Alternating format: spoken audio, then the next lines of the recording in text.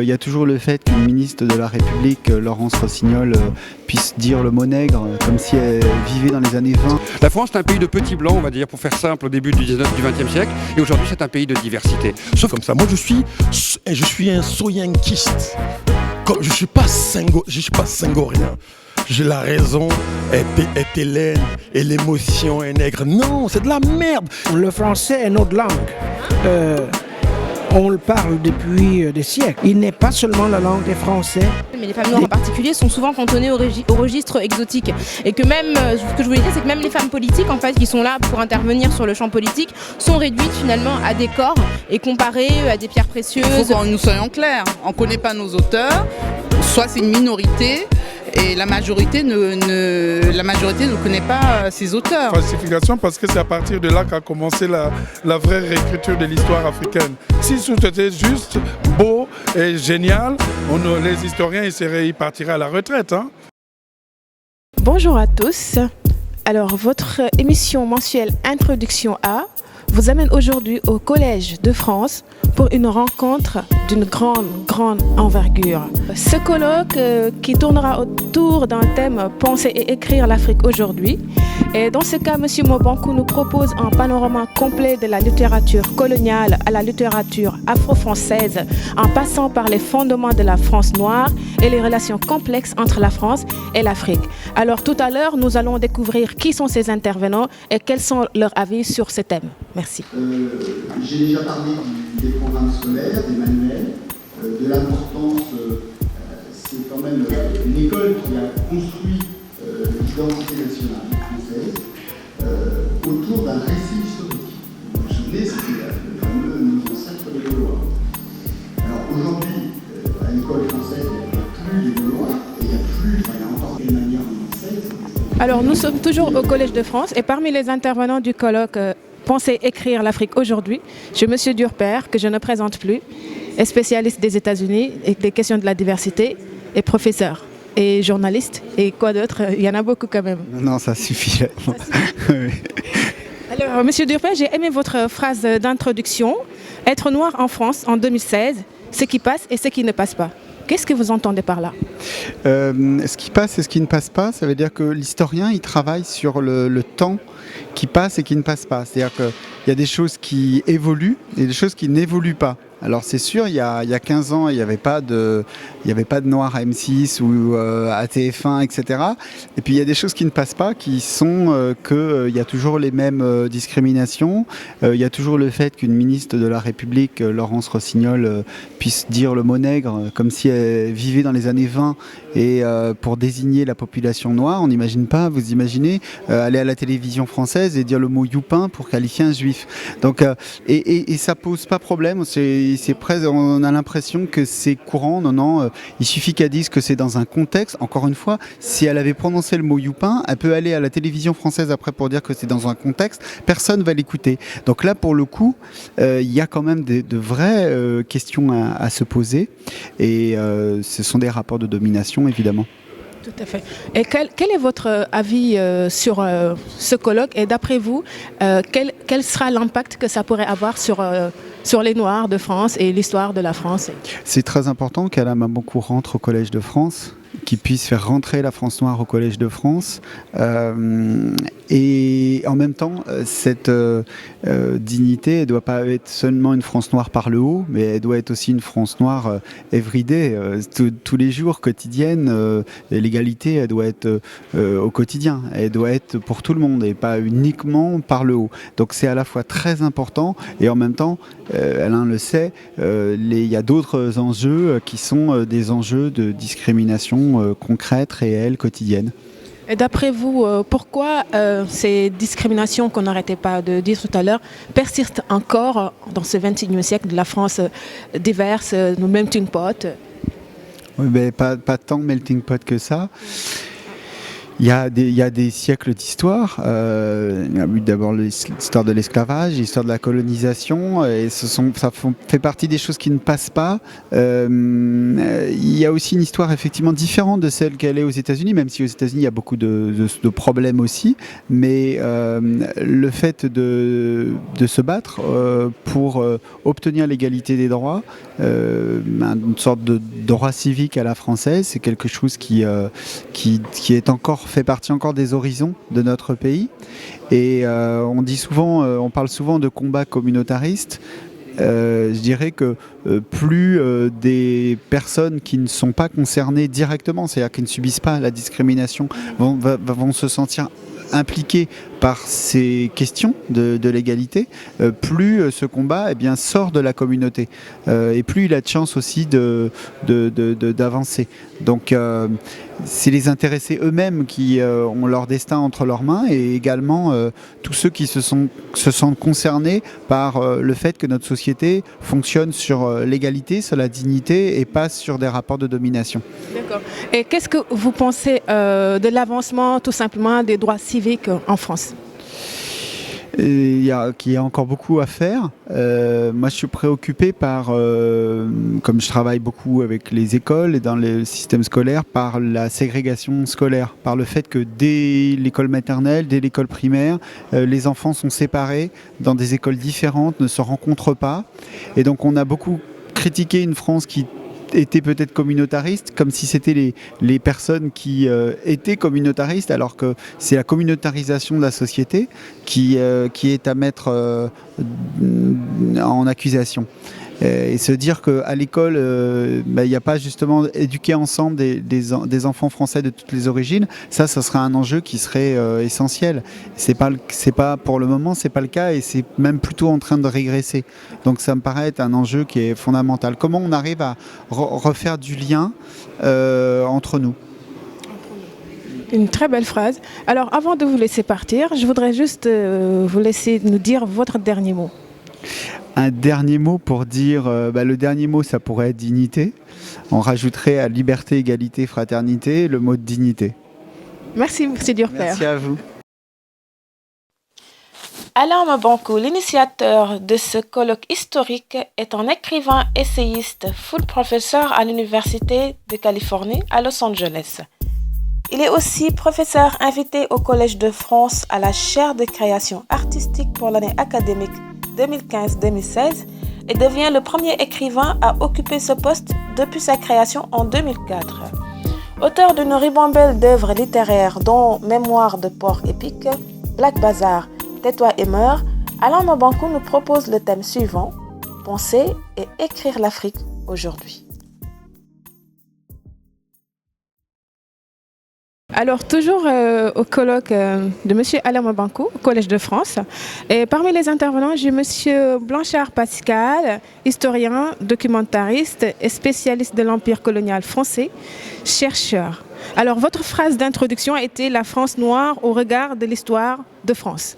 Qu'est-ce que cela sous-entend ? Ça sous-entend que dans notre grande histoire de France, au-delà de Clovis, Charlemagne, Jeanne d'Arc, ceux qui ont fait cette grande histoire, il y a aussi toute une part qui est rarement racontée, qui est méconnue, qui fait ce récit-là. C'est ceux qui sont venus d'ailleurs et qui, dans l'Hexagone, ont écrit une part de l'histoire du pays. On a choisi dans un livre de l'appeler la France noire, parce que tout simplement ils étaient perçus comme noirs. Et ils ont constitué une des parts de cette histoire qui, si on l'ignore, ne nous permet pas de comprendre ce qu'est la France aujourd'hui. Tout simplement que le récit national, sur 3 siècles, voire 4 siècles, ne peut pas s'écrire, se comprendre si on n'intègre pas la place de ceux qui, venant des Outre-mer, venant d'Afrique, venant de Madagascar, venant de l'océan Indien, ont aussi écrit le récit de ce pays. Et surtout, on ne donne pas les clés de compréhension à ceux du présent, qui en sont les héritiers, qui ignorent bien souvent l'histoire de ceux qui les ont précédés sur le sol de France, et aux autres qui regardent les Noirs de France comme des demi-français, des quarts de français. Si vous ne donnez pas ces éléments, on ne peut pas comprendre. À votre avis, qu'est-ce qui est la cause de ça ? C'est 3 choses. La première chose, c'est d'abord de la bêtise et de la méconnaissance. Les gens ne savent pas. Vous avez entendu des questions de gens qui ignorent qu'au XVIIIe, au XIXe siècle, il y avait déjà une présence noire dans ce pays. Deuxièmement, les gens ont peur. Il ne faut jamais négliger le sentiment de peur. Mais peur de quoi exactement? De perdre leur identité. Regardez comment on parle d'identité en ce moment. Peur de perdre la couleur de leur peau. Peur de perdre ce qu'ils sont. Les gens vivent dans des mythes. Excusez-moi de vous couper, mais quand vous dites peur, ne dit-on pas simplement que le berceau de l'humanité est l'Afrique et donc on vient tous d'un Africain? Oui, mais les gens ne veulent pas retourner au berceau. Ils ont peur.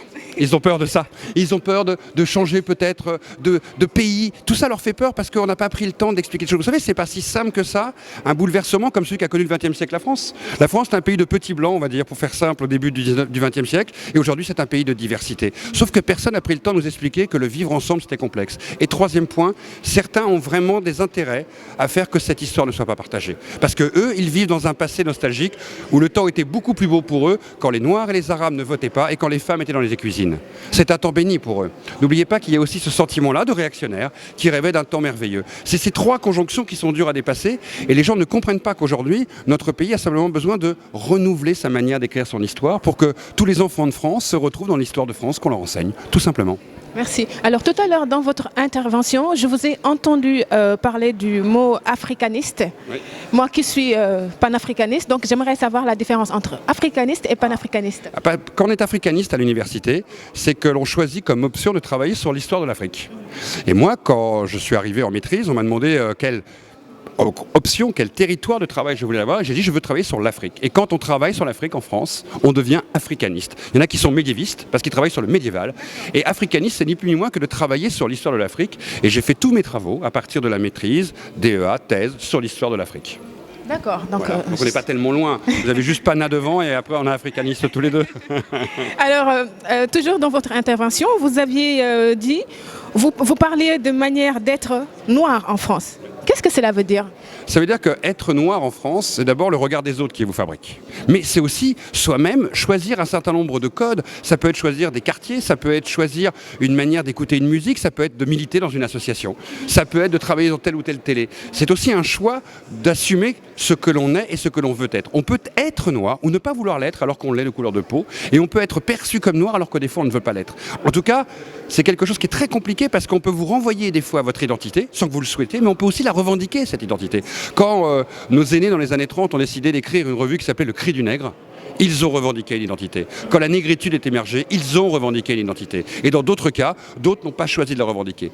Mais ce rapport très complexe entre ce qu'on choisit d'être et ce qu'on vous impose, qui fait d'une certaine manière l'identité d'être noir en France. C'est une identité à la fois contrainte et choisie. C'est très complexe. Merci. Ma toute dernière question serait de savoir comment vous trouvez ce colloque et quel est l'impact, selon vous, l'impact que ça pourrait avoir tout simplement en France? Je pense que c'est un colloque qui, historiquement, il est important parce qu'il fédère des intellectuels qui montrent qu'il y a une autre manière de penser ce passé, ces histoires, cette littérature, la pensée, l'Afrique. Que deuxièmement, il est important parce qu'il va marquer aussi, pour beaucoup, un choc. Oui, on peut arriver à penser ensemble au Collège de France des grandes questions comme ça, et c'est pas un hasard s'il n'y en a pas eu beaucoup avant, c'est que les gens de là encore en avaient peut-être peur. Et troisièmement, ça va donner des idées maintenant à la génération qui arrive derrière nous. Oui, c'est possible. Et c'est très important pour les jeunes étudiants d'aujourd'hui de se dire que oui, c'est possible. On peut être fier, petit, blanc ou noir, ce qu'on veut, maghrébin, asiatique, travailler sur l'histoire de l'Afrique et être français. Et tout ça a du sens parce qu'il y a une écoute. Le monde était présent aujourd'hui. Les gens ont été fascinés par ce qu'ils ont entendu. Ça se voyait bien dans les débats. Il y avait des gens, tout le monde avait envie de poser une question. Et quelque part, ça crée quelque chose qui disparaît aujourd'hui, c'est du questionnement sur soi-même, sur les autres, sur le pays dans lequel on vit. C'est très bien, il en faut plus, faut y aller et il ne faut pas lâcher. Voilà ce que je dis. Merci Alain Mabon. Merci. Et votre dernier mot?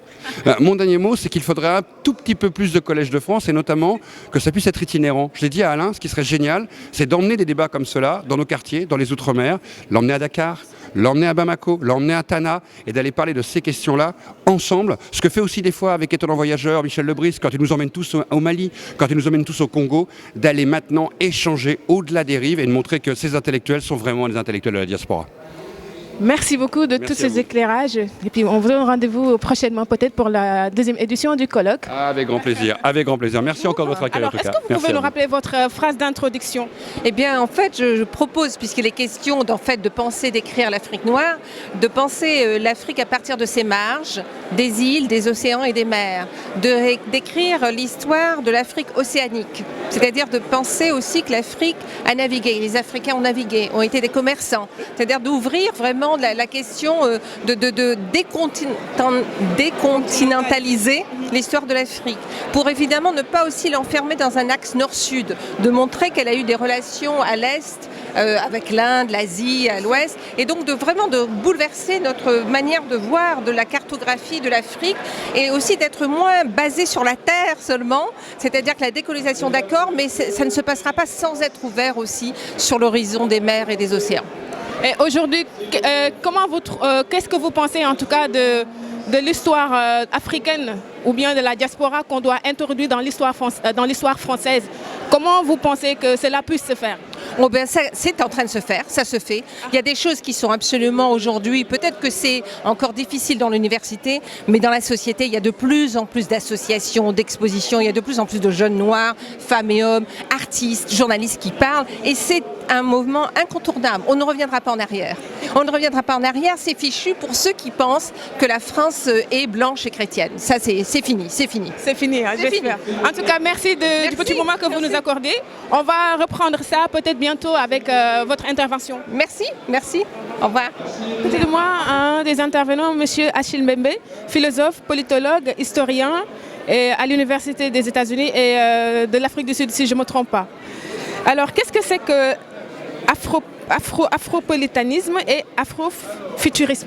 L'afropolitanisme, c'est juste cette idée selon laquelle les Africains et les gens d'origine africaine ont énormément contribué au façonnement du monde moderne dont ils font partie. Leur histoire est une histoire mondiale. Il n'y a pas d'histoire du monde qui ne soit pas en même temps une histoire africaine. Et donc le terme afropolitanisme vise à capturer, disons, cette histoire de la dissémination des Africains dans notre planète. Oui. Et pendant votre intervention, vous avez dû rejeter le concept de la francophonie. Qu'est-ce qui ne veut rien dire? Oh, disons que c'était une affirmation un peu rapide. Ce que je voulais dire, c'est que la langue française doit être dénationalisée. La langue française n'appartient pas uniquement à la France. Nous avons une écriture de langue française, une pensée de langue française qui n'est pas francophone, qui est une pensée de langue française, à juste titre. Et donc le terme francophonie est en fait une manière de rejeter vers les marges toute une créativité pour la simple raison qu'elle n'est pas nationalement française. Et ne pensez-vous pas que peut-être qu'il serait temps que l'Afrique commence à penser à une langue commune qui pourra nous permettre, nous autres Africains, tout simplement d'échanger au lieu de passer par le français ou l'anglais? Non, le français est notre langue. On le parle depuis des siècles. Il n'est pas seulement la langue des Français, des gens de nationalité française. Mais est-ce que les Français l'ont reconnu comme langue africaine? Non, on n'attendra pas qu'ils le reconnaissent. Nous continuerons de pratiquer cette langue et nous leur imposerons cette réalité. Ceci dit, il est évident que l'Afrique doit développer des langues régionales.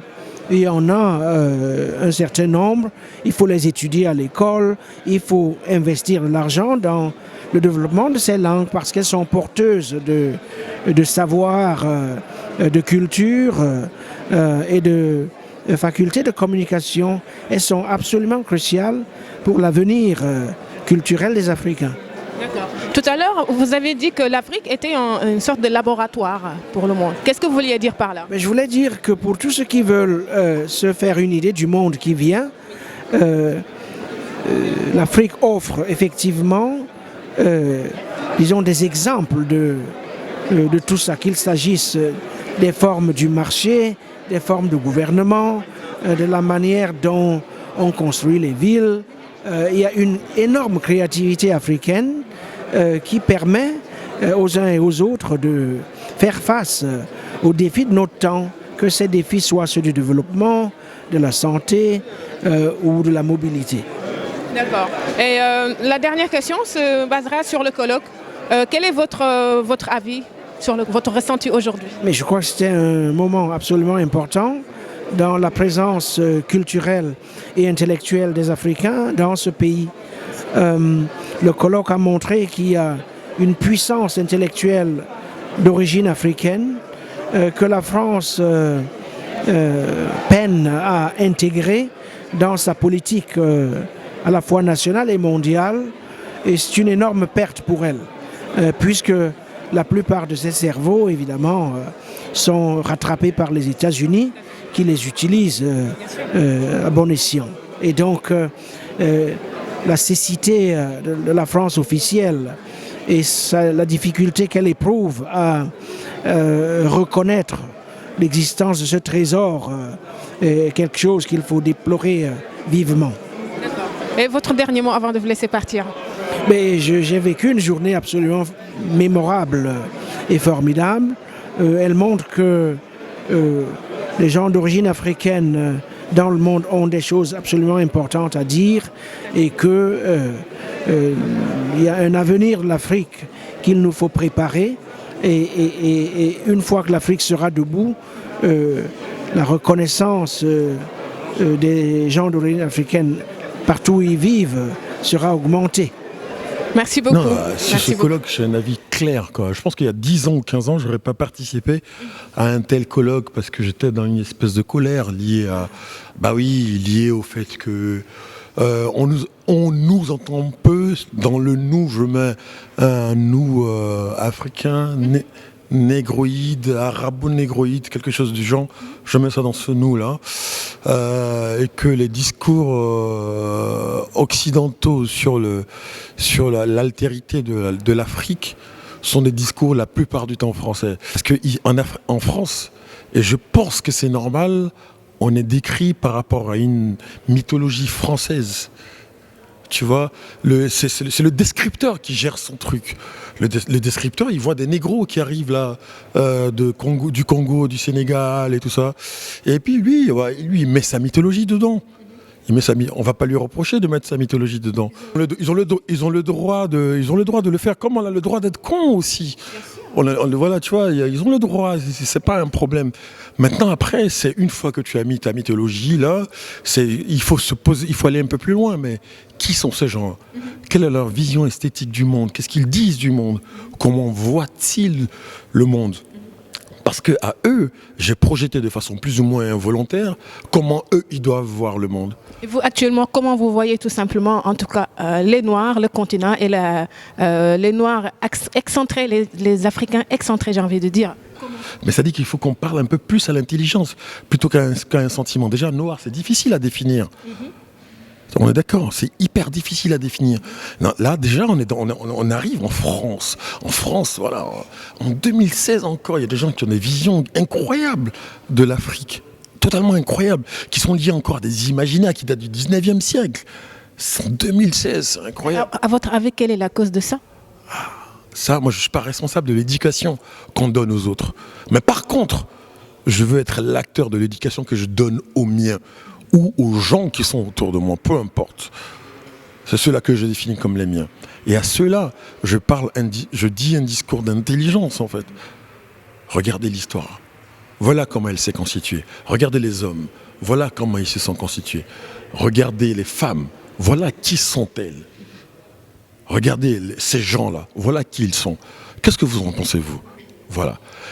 On appelait systématiquement au cerveau, AUX, cerveau avec X à la fin.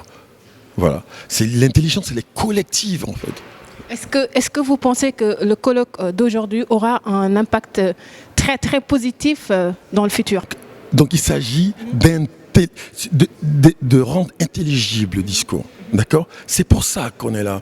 C'est-à-dire que, tu vois, la télé, à longueur de journée, justement, la télé raconte des conneries, flatte la susceptibilité, les égos, tu vois, les sentiments, en général, les plus bas, parce que ce sont ceux-là qui attirent le plus grand nombre de gens, en général, tu vois. Et le monde, en France, comme en Afrique, obéit à ça aujourd'hui. Donc l'idée ici, dans un tel colloque. C'est comme ça que ça s'appelle. Ça ressemble un peu à une diarrhée, un peu colloque. Le colon, ça, tu vois. Donc l'idée aujourd'hui, c'est d'évacuer cette diarrhée de merde là. Parlons au cerveau, aux têtes des gens, à ta jolie tête. C'est à ça qu'il faut parler. Tu comprends? C'est à ça qu'il faut parler. Et un colloque là, c'est-à-dire les gens, ça fait longtemps qu'ils ont la parole, qui déblatèrent des âneries à tout le monde. Tu vois? Là, on n'est pas tous tout à fait d'accord. Mais au moins, quand on vient ici, dans un cadre qui s'appelle le cadre du Collège de France, ouais, on s'est dit que quand tu viens là, peut-être que tu as un peu réfléchi avant d'arriver. Tu comprends ça, mon frère? C'est de ça qu'il s'agit. Donc, c'est-à-dire projeter de la réflexion, le prétexte, pour une fois, de projeter de la réflexion aux gens. Et de dire, ben voilà, nous, comment on pense écrire l'Afrique, là? Elle est comme ça. Comment on pense nous-mêmes, là? Elle est comme ça. Moi, je suis un soyankiste. Comme je suis pas singorien. J'ai la raison est hélène et l'émotion est nègre. Non, c'est de la merde. Il aurait dû, sa dépouille mortelle aurait dû rester en Normandie, là-bas dans son pays, la Normandie.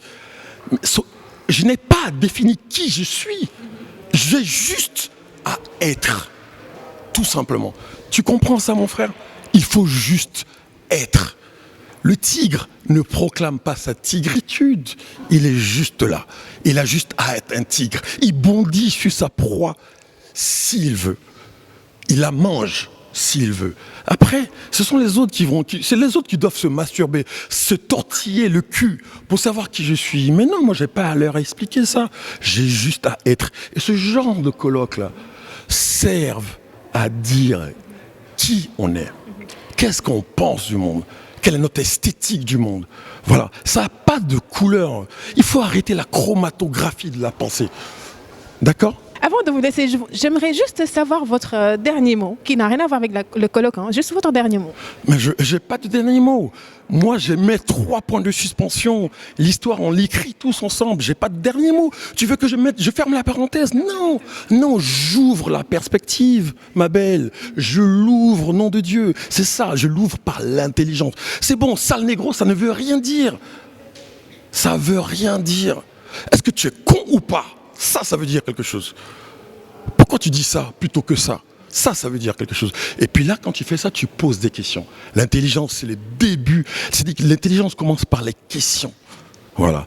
Et la question, c'est pas un dernier mot. On ne peut pas fermer. C'est un point d'interrogation. Disons que c'est un dernier mot jusqu'à la prochaine édition de l'année prochaine. S'il y en aura. Non, j'espère qu'il n'y en aura pas. On écrit des bouquins, on va faire des films, c'est bon, on est sur eux, on est assis là, on va parler à tout le monde, on va parler aux Chinois, on va parler aux Sud-Américains, aux Inuits aussi, on va parler. Ils vont savoir qui on est. C'est juste ça.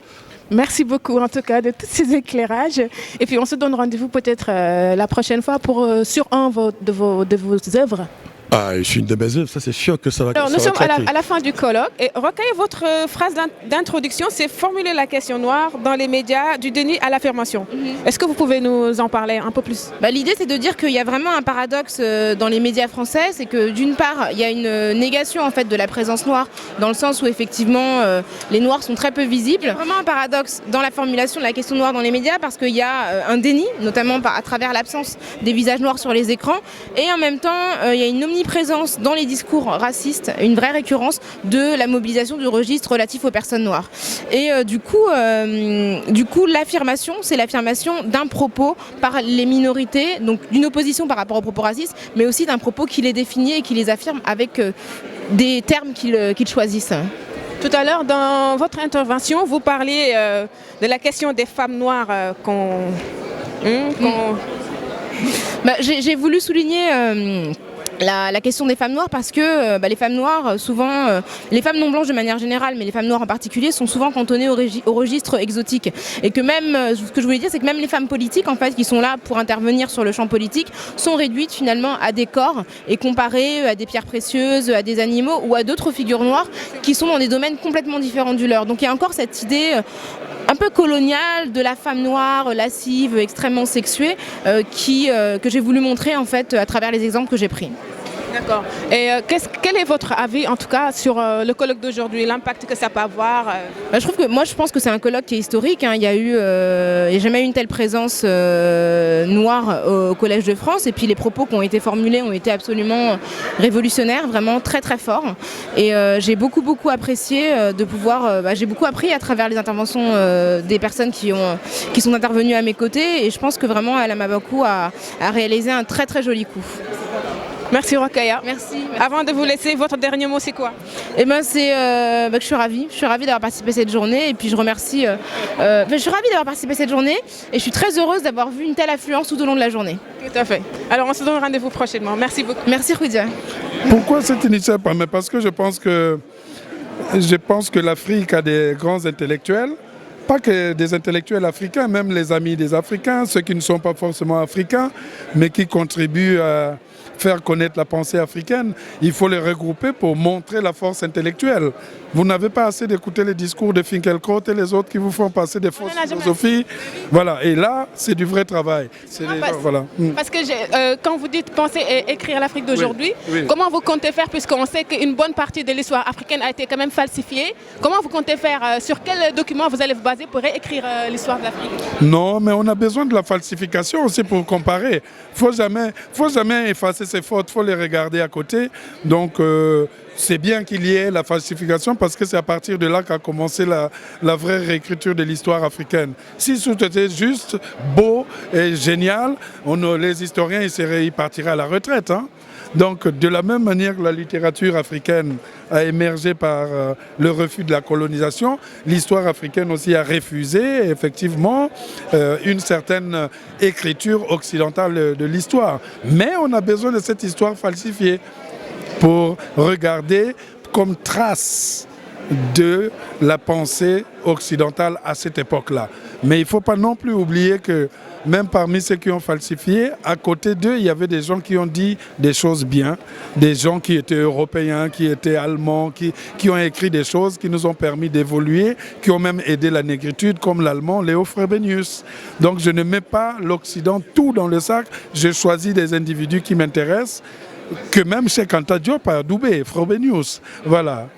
Alors, quel est l'impact que vous attendez de ce colloque? France 2, hein? C'est pas grave, je profite. Quel est l'impact de quoi? Vous attendez de ce colloque dans le futur? Oh, mais je pense que l'impact, il est déjà là. Hein. Quand les gens viennent dans un colloque, personne n'a bougé du matin au soir, c'est bien. Moi, l'essentiel, je préfère discuter avec les 800 personnes qui sont là que d'aller attendre un impact qui va passer à la télé. Ça, c'est un vrai public qui vient par passion, qui prend des congés pour écouter, c'est ce qu'on cherche. C'est le rêve d'avoir comme ça. Hein. Personne ne voulait se dire « ouais, je vais laisser mon travail pour venir ». Je pense qu'on ne le ferait pas. Si c'était à la télé, vous auriez zappé. Mais là, vous avez des choses en direct. Voilà. Y aura-t-il une deuxième édition l'année prochaine?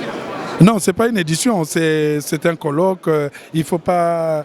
Voilà, qui rentre dans le cadre des cours que j'ai fait ici au Collège de Caen. Donc tous les mardis, il y a 800 personnes ici qui viennent, comme demain. Voilà, dans le cours sur l'immigration, évidemment, les gens viennent dès 14h.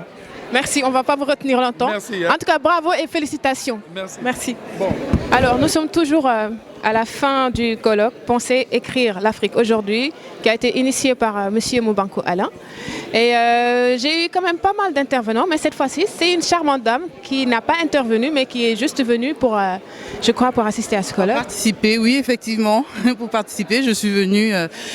je suis communicante à la base et donc je connais un peu tous les médias panafricains. Je suis coach en développement personnel et professionnel et actuellement j'occupe un poste qui fait l'accompagnement des personnes dans leurs projets. D'accord. Et quel est votre avis sur ce colloque? Ce colloque, avoir un panéliste de 16 intervenants, c'est vraiment énorme. C'est du jamais vu. Des intervenants de cette qualité, c'est du jamais vu également. Il n'y avait que Alain Maboukou pour le faire. C'est pas parce que c'est un grand frère, mais je le dis. Tout simplement parce que c'est vrai, on est de cette diaspora et on cherche en même temps comment justement donner de l'intégration à notre diaspora également. Parce que ceux qui sont en Afrique se construisent justement en étant africains. Et nous également ici, en étant africains, On veut justement s'émouvoir dans cette société française, disons-le un peu raciste. Et ce qui va faire bouger les choses, c'est que nous puissions participer au débat, à la rigueur forcer un peu. Mais comme Alain Mabankou a pu le dire, c'est avec vraiment beaucoup de cohérence, de tolérance également, parce qu'une civilisation n'est pas au-dessus de l'autre civilisation. Et ce sont ces mots qui sont importants, de pouvoir considérer l'autre à travers notre histoire également. Et à partir de là, je pense, pourra converger des solutions, des idées.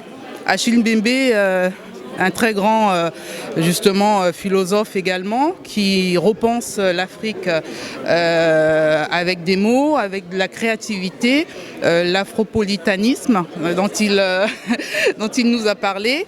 C'est très intéressant parce que ce sont des auteurs du point de vue des Africains on ne connaissait pas, dans le sens où, en disant toujours, c'est des auteurs européens.